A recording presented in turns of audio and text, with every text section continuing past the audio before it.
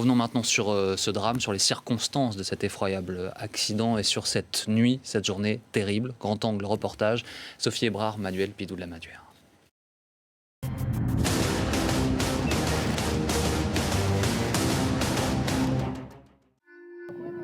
Voici les toutes premières images de l'accident. Il est 17h heure locale, 21h en France. Les deux hélicoptères viennent de décoller.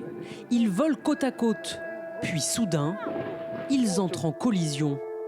En bas, des témoins abasourdis assistent à la scène. Les hélicoptères volaient à 5 mètres l'un de l'autre. On n'avait jamais vu ça, alors ça a attiré notre attention. On les a bien regardés, on a vu le premier monter dans le ciel et l'autre l'a comme attaqué avec son hélice. Ils se sont percutés, il y a eu une explosion.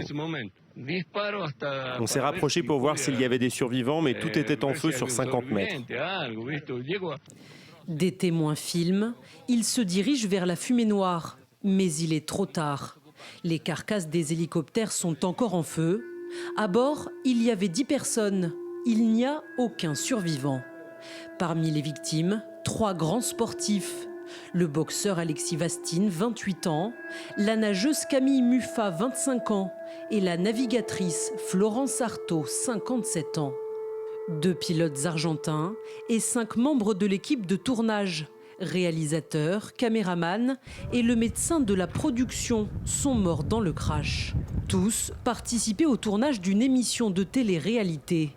Avec un casting de choix, 8 sportifs de renom, dont Alain Bernard, Philippe Candeloro, Sylvain Viltorde ou encore Jeannie Longo.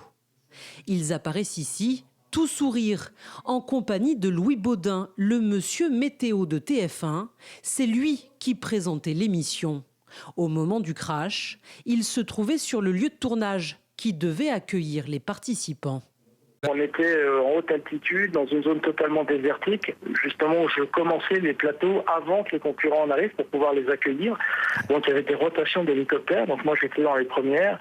Et eux arrivaient un petit peu après, donc j'ai pas assisté du tout à la tragédie.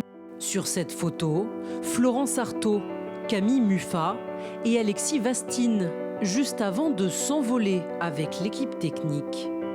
Les hélicoptères décollent de la province de La Rioja, une zone montagneuse située au nord-ouest de l'Argentine. Les conditions météo sont bonnes. Alors comment expliquer l'accrochage entre les deux appareils ? Frédéric Aguetan a piloté pendant 10 ans des hélicoptères en zone hostile. Il nous décrypte la vidéo de l'accident. Ok, si vous regardez là, le premier hélico se fait doubler par le deuxième, qui devient premier, pas la même altitude de vol, et là, toc, ça part mal. C'était juste dans les arbres. C'est quoi ça ? Dans l'arbre, hein. On dirait des oiseaux. Ça m'est arrivé en hélicoptère de prendre un oiseau sur le pare-brise ou sur le patin. Ça surprend. Et à ce moment, il a fait une manœuvre, ne voyant plus l'autre hélicoptère, et il a fait une manœuvre malencontreuse. Obstacle extérieur, problème technique ou erreur de pilotage, le parquet de Paris a ouvert une enquête pour homicide involontaire et le tournage est interrompu. L'émission Dropped devait être diffusée cet été sur TF1. Le concept est importé de Suède. Des champions sont embarqués à bord d'hélicoptères, les yeux bandés, puis largués en pleine nature, avec seulement une réserve d'eau et un GPS. Un jeu d'aventure au cours duquel les participants doivent trouver de la nourriture, se construire un abri et retrouver la civilisation. Pour TF1, c'est avant tout un jeu d'aventure, donc il y a évidemment le principe de la survie, c'est-à-dire comment subvenir à ses besoins face à la nature quand on se retrouve seul, sans électricité, sans aliments, etc. Après, il y a forcément un côté télé-réalité parce qu'on va suivre des gens qu'on a l'habitude de voir dans un autre registre, mais on va les voir dans la vie presque de tous les jours. C'est-à-dire qu'on choisit aussi des personnalités parce qu'on va les voir s'énerver, s'agacer, être ému, être diminué, etc. Le programme était produit par Adventure Line Productions, une société française spécialisée dans les programmes d'aventure, déjà confrontée à un drame. Il y a 2 ans, en plein tournage de la 13e saison de Koh-Lanta, un candidat s'effondre. Gérald Babin, 25 ans, meurt d'une crise cardiaque. Quelques jours plus tard, soumis à une forte pression médiatique, le médecin de l'émission se suicide. Depuis, Adventure Lines Productions avait fortement renforcé la sécurité lors de ses tournages.